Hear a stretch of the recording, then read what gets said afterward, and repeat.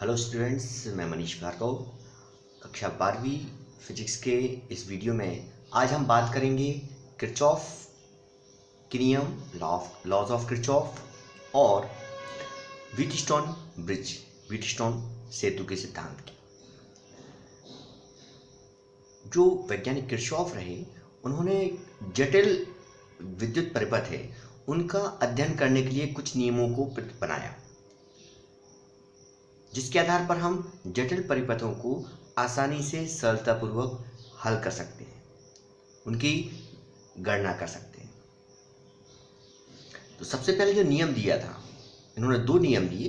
पहला जो नियम था वो नियम था धाराओं पर था, और उन्होंने बताया, जैसा आप चित्र देख रहे हैं इसमें, कि इसमें एक संधि स्थल है O, और इस संधि स्थल O की ओर कुछ धाराएं आ रही हैं और कुछ संधि स्थल से धाराएं जा रही हैं। तो उन्होंने बताया कि विद्युत परिपथ में इलेक्ट्रिक सर्किट जो है उसके किसी भी जंक्शन पर, यहाँ जंक्शन क्या हुआ, जंक्शन वो स्थान है जहाँ पर कई चीज़ें आकर मिलती हैं और वहाँ से निकलती भी हैं। तो उन्होंने ये बताया कि विद्युत परिपथ की किसी भी संधि स्थल पर मिलने वाली सभी धाराओं का बीजगणितीय योग शून्य होता है। अर्थात जितनी धाराएं आ रही हैं वो धारा पूरी की पूरी संधि पर से निकल जाएगी, संधि पर कोई धारा नहीं रहेगी। यहाँ हम ये कह सकते हैं कि कहीं भी कोई आवेश इकट्ठा नहीं होगा। जो धाराएं संधि की ओर आ रही हैं उन्हें धनात्मक लेते हैं, और जो धारा संधि से दूर जा रही हैं उन्हें हम ऋणात्मक लेते हैं। तो चित्र में देख पा रहे हैं हम इसको कि I1 धारा संधि की ओर आ रही है, इसको धनात्मक लेंगे। I2 धारा संधि से दूर जा रही है, इसको ऋणात्मक लेंगे। I3 धारा संधि से दूर जा रही है, इसको भी ऋणात्मक लेंगे। I4 संधि की ओर आ रही है, धनात्मक लेंगे। I5 संधि से दूर जा रही है, इसको हम ऋणात्मक लेंगे। तो इस प्रकार जब हम बिंदु O पर जो संधि स्थल है कुल धाराओं की बात करेंगे, तो इस प्रथम नियम अनुसार I1 minus I2 minus I3 plus I4 minus I5 equal to 0, या I1 plus I4 equal to हो जाएगा I2 plus I3 plus I5। तो इसका अर्थ ये हुआ कि संधि की ओर आने वाली सभी धाराओं का बीजगणितीय योग और संधि से दूर जाने वाली सभी धाराओं के बीजगणितीय योग के बराबर है। अर्थात संधि इस पूरे परिपथ में किसी भी बिंदु पर संधि आवेश का एकत्रीकरण नहीं होता है, आवेश एकत्रित नहीं होता है। तो ये जो नियम है ये आवेश संरक्षण के सिद्धांत के अनुकूल हो जाता है। दूसरा नियम देखें। दूसरे नियम की बात करते हैं क्लोज्ड मैश, एक बंद जाल। मतलब परिपथ कैसा होना है, एक बंद जाल के रूप में होना चाहिए। तो एक बंद जाल, इसको हम किस प्रकार देखते हैं, पहले हम इसको देख लें, फिर हम नियम की चर्चा करेंगे। ये आपको बंद जाल इस प्रकार दिख रहा है। तो पहले हम थोड़ा इसको समझ लें कि यहाँ पर एक बंद जाल हो गया ABCDA, जहाँ से चले वहीं पे पहुँच जाएंगे। A से B की ओर जाएंगे, B से C, C से D, D से A। दूसरा बंद जाल हो गया CDEF या DCFED। तो ये जो बंद जाल है, इस पूरे बंद जाल की हम बात करेंगे। तो एक बंद जाल यदि हम ABCD ले लें, तो इस बंद जाल में हमें दिख रहे हैं कि R1 R2 दो प्रतिरोध उपस्थित हैं, E1 E2 दो सेल लगे हुए हैं, और इनमें से I1 I2 धारा प्रवाहित हो रही है।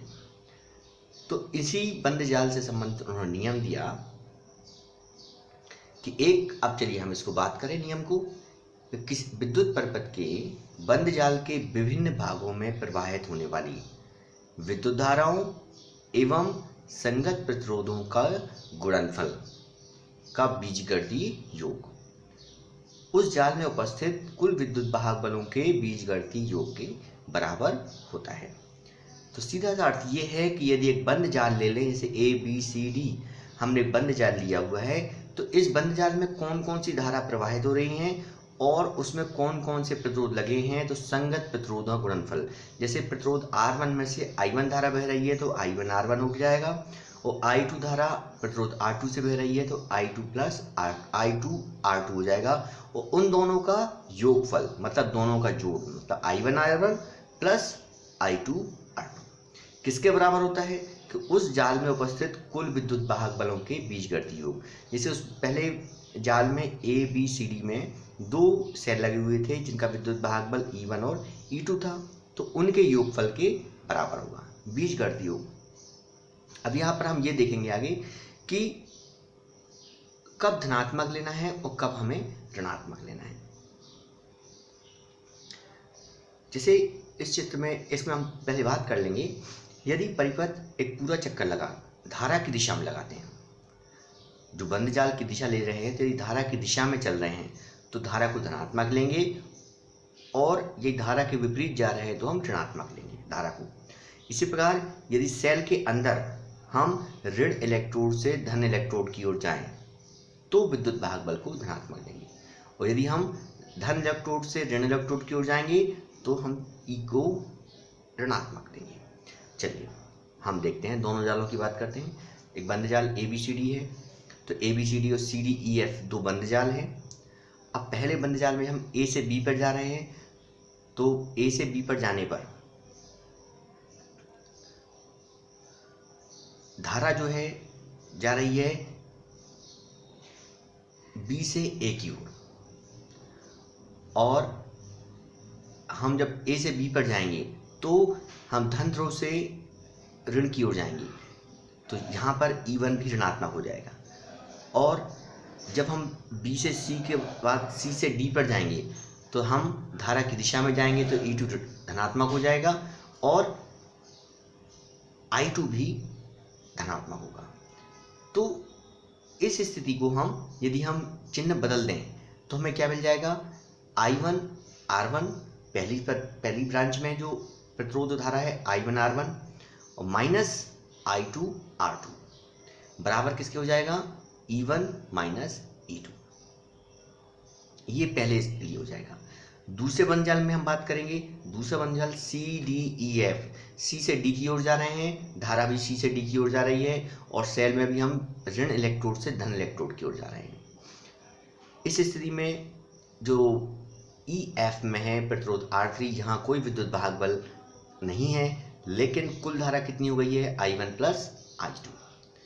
तो हाँ, इस स्थिति में हम देखेंगे कि बंद जाल CDEF में I2 R2 plus I1 plus I2, और ये तो कुल धारा है, और इसको हम I3 भी मान सकते हैं, I1 प्लस I2 को, नहीं तो I1 प्लस I2 और into R3 equal to E2, क्योंकि इस बंद जाल में केवल C से D की ब्रांच में ही एक विद्युत वाहक बल है। तो इस प्रकार हम समीकरण 1 और 2 का उपयोग करके धारा I1 और I2 का मान ज्ञात कर सकते हैं। ये किरचॉफ के नियम है। यहाँ पर ध्यान देना है आपको कि जब हम धारा की दिशा में जाएंगे तो धनात्मक लेंगे, और धारा के विपरीत जाएंगे तो ऋणात्मक लेंगे। सेल में ऋण से धन की ओर जाएंगे तो धनात्मक लेंगे, और धन से ऋण की जाएंगे तो ऋणात्मक लेंगे। तो इस प्रकार हम देखते हैं कि ये जो नियम है ये ऊर्जा संरक्षण के नियम के अनुकूल है, और ये केवल बंद परिपथ के लिए ही सत्य है। ये 3 नंबर का प्रश्न पूछा जाता है, और ये क्वेश्चन किया जाता है कि किरचॉफ के नियम लिखकर समझाइए। आगे हम देखते हैं व्हीटस्टोन ब्रिज का सिद्धांत, व्हीटस्टोन सेतु का सिद्धांत। साइंटिस्ट रहे व्हीटस्टोन, उन्होंने 4 प्रतिरोधों को एक विशेष व्यवस्था में रखा, और उसके आधार पर उन्होंने पता किया कि हम चालक का जो अज्ञात प्रतिरोध है हम ज्ञात कर सकते हैं, कोई अज्ञात प्रतिरोध हम उसको ज्ञात कर सकते हैं। इसे हम व्हीटस्टोन सेतु के उन्होंने नाम दिया। इसके लिए उन्होंने एक चतुर्भुज लिया, और चतुर्भुज की चारों भुजाओं में 4 प्रतिरोधों को जोड़ दिया। चतुर्भुज के एक विकर्ण के बीच में धारामापी का उपयोग किया गया, और दूसरे विकर्ण में सेल लगा दिया, और प्रतिरोधों को इस प्रकार व्यवस्थित किया कि धारामापी में से कोई भी विक्षेप ना हो। जो गैल्वेनोमीटर होता है धारामापी, उसमें कोई विक्षेप ना हो। तब उन्होंने माना कि इस स्थिति में जो सेतु होगा, क्योंकि धारामापी कहाँ लगा हुआ है, विकर्ण पर, तो विकर्ण पर लगा होने के कारण उसको सेतु की संज्ञा दी उन्होंने। तो जब धारामापी में कोई विक्षेप नहीं हुआ तो पूरा जो ब्रिज है वो सेतु है संतुलन में कहा जाएगा। और उन्होंने बताया कि संतुलन की स्थिति में 2 संलग्न भुजाओं के प्रतिरोधों का अनुपात शेष 2 संलग्न भुजाओं के प्रतिरोधों के अनुपात के बराबर होता है। ये सिद्धांत है और उन्होंने इसके लिए बताया कि चार प्रतिरोध पी क्यू आर एस यदि हम ले लें और उन्हें हम चतुर्भुज की चार भुजाओं, चतुर्भुज की, जैसे यहाँ पे आप देख रहे हैं चित्र को, चार प्रतिरोध पी क्यू आर और एस ले रखे हैं और ए बी सी डी एक चतुर्भुज हो गया। इस चतुर्भुज की चारों भुजाओं A B, B C, C D और डी ए, इन चारों भुजाओं में चारों प्रतिरोधों को जोड़ दिया गया है। ठीक है, तो उन्होंने बताया कि यदि हम ए बी सी डी की चार भुजाओं में जोड़कर हम विकर्ण ए और सी के बीच एक सेल लगा दें और दूसरे विकर्ण बी डी के बीच में एक धारामापी जोड़ दें और प्रतिरोधों को इस प्रकार व्यवस्थित करें कि धारामापी में कोई विक्षेप ना हो, तो सेतु को हम संतुलन कहते हैं। और इसी स्थिति में P बटे Q बराबर R बटे S। यहाँ आप देख लें आप ध्यान से, P बटे Q एक बराबर R बटे S, इसे हम व्हीटस्टोन सेतु का सिद्धांत कहते हैं। यहाँ पर जो बीच में B और D के बीच में धारामापी लगा हुआ है G, इसमें कोई विक्षेप नहीं होना चाहिए और A और C विकर्ण के बीच में एक विद्युत भाग बल E का सेल लगा हुआ है और प्रवाहित धारा I है। आइए हम इसके सूत्र की स्थापना देख लें। सेल E से बहने वाली धारा जब बिंदु I पर आएगी तो A पर आएगी तो A पर आके दो भाग में बढ़ जाएगी। एक भाग P और Q से होकर जाएगा और दूसरा भाग R और S से होकर चला जाएगा। तो संतुलन की स्थिति में B और D का विभव समान होगा। तो संतुलन की स्थिति कब होगी? जब धारामापी से कोई भी धारा प्रवाहित नहीं होगी। जब कोई धारा प्रवाहित नहीं होगी तो जो विभव बिंदु B पर रहेगा वही बिंदु D पर रहेगा, अर्थात G में से कोई धारा प्रवाहित नहीं होगी। अब हम किरचॉफ के नियम का उपयोग करें तो बंद परिपथ ले लें पहले हम A B D A से B पर जाएं, B से D पे, D से A पे। तो A B D में चूंकि यदि हमने ये मान रखा है यहाँ पे कि P और Q में से I1 धारा बह रही है और R और S में से I2 धारा बह रही है, तो P के संगत धारा हुई I1 तो I1P और R की संगत धारा हुई I2 तो I2R, तो I1P minus I2R equal to 0 समीकरण नंबर 1 हो जाएगा। इसी को हम व्यवस्थित करेंगे तो I1P बराबर हो जाएगा I2R। अब हम दूसरा बंद जाल लेते हैं BCDB। तो BC में जो Q प्रतिरोध लगा हुआ है इसमें धारा है I1 और CD में जो प्रतिरोध लगा हुआ है S उसमें धारा है I2। तो इस स्थिति में इस बंद जाल में I1Q माइनस I2S बराबर 0 या I1Q बराबर I2S समीकरण नंबर 2 हो जाएगा। समीकरण 1 में हम समीकरण 2 से भाग दे देंगे तो हमें मिल जाएगा I1P बटे I1Q बराबर I2R बटे I2S। तो इसमें I1 से I1, I2 से I2 कैंसिल होगा और P बटे Q बराबर R बटे S। यही व्हीटस्टोन सेतु का सिद्धांत है। इसमें आपको ध्यान देना है कि G से कोई धारा प्रवाहित नहीं हो रही है। ये तभी स्थिति होगी जब G से कोई धारा प्रवाहित ना हो। तो ये व्हीटस्टोन सेतु सिद्धांत और उसके सूत्र की स्थापना है। ये दोनों प्रश्न महत्वपूर्ण हैं, परीक्षा में पूछे जाते हैं। आशा है आपको किरचॉफ के नियम और व्हीटस्टोन सेतु सिद्धांत समझने में आसानी रहेगी। अगले वीडियो में हम फिर मिलेंगे, तब तक के लिए नमस्कार।